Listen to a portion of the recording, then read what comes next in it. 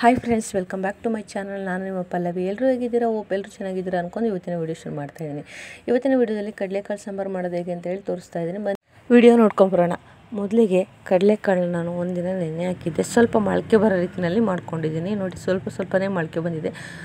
ಆ ಕಡಲೆಕಾಳನ್ನ ನಾನು ಒಂದು ಕುಕ್ಕರ್ಗೆ ಹಾಕಿ ಒಂದು ಸ್ವಲ್ಪ ಉಪ್ಪನ್ನು ಹಾಕಿ ಒಂದೆರಡು ವಿಜಲ್ ಕುಗ್ಗಿಸ್ಕೊತಾ ಇದ್ದೀನಿ. ಕಡಲೆಕಾಳು ಚೆನ್ನಾಗಿ ಬೇಯುತ್ತೆ. ಈ ಕಡೆ ಮಸಾಲೆಗೆ ನಾನು ಏನೇನು ತೊಗೊಂಡಿದ್ದೀನಿ ಅಂತ ನೋಡ್ಕೊಳ್ಳಿ. ಒಂದು ಮೀಡಿಯಮ್ ಸೈಜ್ನ ಈರುಳ್ಳಿನ ಕಟ್ ಮಾಡಿ ತೊಗೊತಾ ಇದ್ದೀನಿ. ಒಂದು ಟೊಮೊಟೊನ ಕಟ್ ಮಾಡಿ ತೊಗೊತಾ ಇದ್ದೀನಿ. ಸ್ವಲ್ಪ ಕಾಯಿ ತುರಿ, ಸ್ವಲ್ಪ ಕೊತ್ತಂಬರಿ ಸೊಪ್ಪು ಮತ್ತು ಒಂದು 5-6 ಬೆಳ್ಳುಳ್ಳಿಯನ್ನು ತೊಗೊತಾ ಇದ್ದೀನಿ. ಇದಿಷ್ಟನ್ನು ಕೂಡ ನಾನು ಇವಾಗ ಮಿಕ್ಸಿ ಜಾರ್ಗೆ ಸೇರಿಸ್ತಾ ಇದ್ದೀನಿ. ಸ್ವಲ್ಪ ಮಿಕ್ಸಿ ಜಾರ್ಗೆ ಸೇರಿಸಿದ ಮೇಲೆ ಈಗ ಒಂದು ಅರ್ಧ ಟೇಬಲ್ ಸ್ಪೂನಷ್ಟು ಖಾರ ಪುಡಿ ಹಾಕೋತಾ ಇದ್ದೀನಿ. ಖಾರನ ನೋಡಿ ಹಾಕ್ಕೊಳ್ಳಿ. 1 ಸ್ಪೂನ್ ಆಗುವಷ್ಟು ನಾನು ಧನಿಯಾ ಪುಡಿನ ಹಾಕ್ಕೊತಾ ಇದ್ದೀನಿ. ಇದನ್ನು ರುಬ್ಕೊಂಬರ್ಬೇಕಾಗತ್ತೆ ಮಸಾಲಾನ. ನೆಕ್ಸ್ಟು ಒಂದು ಕುಕ್ಕರ್ ಇಟ್ಕೊಂಡಿದ್ದೀನಿ. ಗ್ಯಾಸ್ನ ಆನ್ ಮಾಡಿಕೊಂಡು 1-2 ಸ್ಪೂನ್ ಆಗುವಷ್ಟು ಆಯಿಲ್ನ ಹಾಕ್ಕೊಳ್ಳಿ. ಆಯಿಲ್ನ ಹಾಕ್ಕೊಂಡ್ಮೇಲೆ ಆಯಿಲ್ ಬಿಸಿ ಆದಮೇಲೆ ಅದಕ್ಕೆ ಸಾಸಿವೆನ ಹಾಕ್ಕೊಳ್ಳಿ. ನೆಕ್ಸ್ಟು ಸಾಸಿವೆ ಸ್ವಲ್ಪ ಸಿಡಿದ ಮೇಲೆ ಅದಕ್ಕೆ ಕರಿಬೇವು ಇಟ್ಕೊಂಡಿರುವಂತಹ ಈರುಳ್ಳಿನ ಹಾಕ್ಕೊಳ್ಳಿ. ಈರುಳ್ಳಿನ ಹಾಕ್ಕೊಂಡು ಸ್ವಲ್ಪ ಹೊತ್ತು ಫ್ರೈ ಮಾಡ್ಕೊಳ್ಳಿ. ಈರುಳ್ಳಿ ಎಲ್ಲ ಫ್ರೈ ಆದಮೇಲೆ ಇವಾಗ ರುಬ್ಬಿರೋವಂತಹ ಮಸಾಲ ಇತ್ತಲ್ವ, ಆ ಮಸಾಲಾನ ಇದಕ್ಕೆ ಸೇರಿಸ್ಕೊತಾ ಇದ್ದೀನಿ ನಾನು. ಮಸಾಲಾನ ರುಬ್ಬೇಕಾದ್ರೆ ಸ್ವಲ್ಪ ನೀರು ಹಾಕ್ಕೊಂಡು ನುಣ್ಣಗೆ ರುಬ್ಕೊಳ್ಳಿ. ನೋಡಿ, ಮತ್ತು ಉಳಿದಿರೋವಂತಹ ಮಿಕ್ಸಿ ಜಾರಲ್ಲಿರುವಂಥ ಮಸಾಲನೂ ಕೂಡ ಸ್ವಲ್ಪ ನೀರು ಹಾಕ್ಕೊಂಡು ಅದನ್ನು ಅಲ್ಲಾಡಿಸಿ ಮತ್ತೆ ಅದರೊಳಗೆ ಹಾಕ್ತಾಯಿದ್ದೀನಿ. ಒಂದು 5 ನಿಮಿಷ ಇದನ್ನು ಇದೇ ರೀತಿಯಲ್ಲಿ ಕೈ ಆಡ್ತಾಯಿರಿ. ಸ್ವಲ್ಪ ಕುದಿ ಬಂದಂಗೆ ಆಗಲಿ, ಯಾಕೆಂದರೆ ಹಸಿ ವಾಸನೆ ಎಲ್ಲ ಹೋಗಲಿ. ಹಾಗಾಗಿ ಒಂದು 5 ನಿಮಿಷ ಇದೇ ರೀತಿಯಲ್ಲಿ ಕುದಿ ಬರೋ ರೀತಿ ನೋಡಿಕೊಂಡು ನೆಕ್ಸ್ಟ್ ನಾವು ಬೇಯಿಸಿಟ್ಕೊಂಡಿರುವಂಥ ಕಡಲೆಕಾಳು ನೋಡಿ, ನಾವು ಚೆನ್ನಾಗಿ 2 ವಿಜಲ್ ಹಾಕಿಸ್ಕೊಂಡೆ ಚೆನ್ನಾಗಿ ಕಡಲೆಕಾಳು ಬಂದಿದೆ.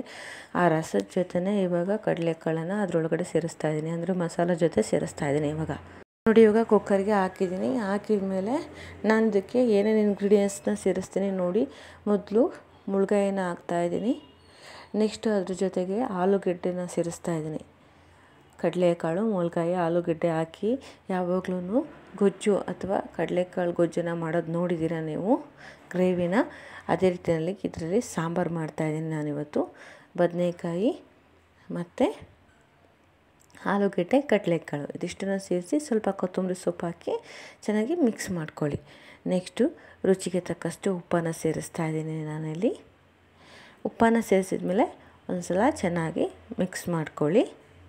ಮಸಾಲ ಜೊತೆ ಅದು ಕೂಡ ಬೆರೆತ್ಕೊಬೇಕು, ಹಾಗಾಗಿ ಮಿಕ್ಸ್ ಮಾಡ್ಕೊಳ್ಳಿ. ಇದು ಕುದಿ ಬರಲಿ. ಕುದಿ ಬಂದಮೇಲೆ ನಾವು ವಿಷಲ್ ಹಾಕೋಣ. ನೋಡಿ, ಕುದಿ ಬರೋಕ್ಕೆ ಶುರುವಾಯಿತು. ಇವಾಗ ನಾವು ಇದನ್ನು ಲಿಡ್ಡನ್ನು ಕ್ಲೋಸ್ ಮಾಡಿ ಕುಕ್ಕರ್ನ 1-2 ವಿಷಲ್ ಕೂಗಿಸ್ಕೊಳ್ಳೋಣ. 2 ವಿಷಲ್ ಕೂಗಿಸ್ಕೊಂಡ್ರೆ ಆರಾಮಾಗಿ ತರಕಾರಿಗಳೆಲ್ಲ ಬೆಂದಿರುತ್ತೆ. ನೋಡಿ, ಇವಾಗ 2 ವಿಷಲ್ ಆಯಿತು. ಲಿಡ್ಡನ್ನು ಓಪನ್ ಮಾಡ್ತಾಯಿದ್ದೀನಿ. ನೋಡಿ, ಸಾಂಬಾರು ಕೂಡ ರೆಡಿಯಾಗಿದೆ. ನೋಡಿ, ಇವಾಗ ಒಂದು ಸಲ ಚೆನ್ನಾಗಿ ಮಿಕ್ಸ್ ಮಾಡ್ಕೊಳ್ಳೋಣ. ಕುಕ್ಕರಲ್ಲಿ ಮಾಡಿರೋದ್ರಿಂದ ಎಲ್ಲಾದರೂ ತಳದಲ್ಲಿ ಕೂತಿದಂಗೆ ಆಗುತ್ತೆ. ಇವಾಗ ಚೆನ್ನಾಗಿ ಮಿಕ್ಸ್ ಮಾಡ್ಕೊಳ್ಳೋಣ ಒಂದು ಟೈಮು. ನೋಡಿ, ಎಲ್ಲ ತರಕಾರಿಗಳು ಚೆನ್ನಾಗಿ ಬೆಂದಿದೆ. ಇವಾಗ ಗ್ರೇವಿ ಅದಕ್ಕೂ ಬಂದಿದೆ. ಸ್ವಲ್ಪ ಸಾಂಬಾರು 2 ಮೀಡಿಯಮಲ್ಲಿದೆ. ನೋಡಿ, ನಿಮಗೆ ನೀರು ಹಾಕಿ ಬೇಕಾದರೆ ಅದನ್ನು ಇನ್ನೂ ಸಾಂಬಾರು ರೀತಿಯಲ್ಲಿ ಮಾಡ್ಕೊಬೋದು. ಆಮೇಲೆ ಒಂದು ಸಲ ಕುದಿಸ್ಬೋದು. ಇಲ್ಲಾಂದರೆ ಇವಾಗಲೇ ಮೀಡಿಯಮ್ ಆಗಿದೆ ಅದು ಆದ್ರೂ ಓಕೆ. ಇಲ್ಲಾಂದರೆ ಇನ್ನೂ ಸ್ವಲ್ಪ ಹೊತ್ತು ನೀರು ಹಾಕ್ತಾನೆ ಅದೇ ರೀತಿಯಲ್ಲಿ ಕುದಿಸಿದ್ರೆ ಅದು ಇನ್ನೂ ಪೂರ್ತಿ ಗೊಜ್ಜು ರೀತಿ ಆಗುತ್ತೆ, ಕಾಳು ಗೊಜ್ಜು ಆಗುತ್ತಲ್ಲ ಆ ರೀತಿ. ಅಂತೂ ಟೇಸ್ಟಿಯಾಗಿತ್ತು. ನೋಡೋಕ್ಕೂ ಕೂಡ ಅಷ್ಟೇ ಲುಕ್ಕಾಗಿ ಕಾಣಿಸ್ತಾ ಇತ್ತು. ನೀವು ಒಮ್ಮೆ ಟ್ರೈ ಮಾಡಿ ಹೇಗೆ ಬಂತು ಅಂತ ಕಮೆಂಟ್ ಮಾಡಿ ತಿಳಿಸಿ. ಮುಂದಿನ ವೀಡಿಯೋದಲ್ಲಿ ಮತ್ತೆ ಸಿಗ್ತೀನಿ. Thank you for watching.